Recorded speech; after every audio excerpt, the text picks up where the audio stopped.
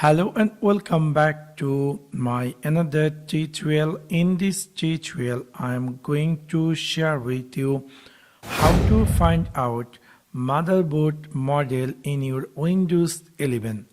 So let's take a look how to do that.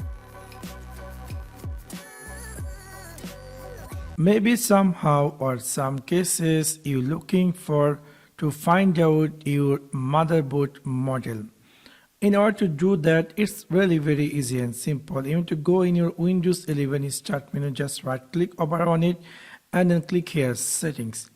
After click over settings, it will direct take to the system section and then you scroll all the way down and then you will find here something say about.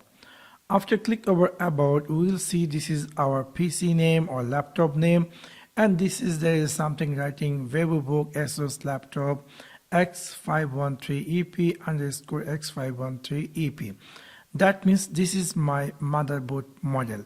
So your one might be different. So this is how you can easily find out where is to get your motherboard model in your Windows 11. So that's for now. Thanks for watching my video. See you next one. Peace.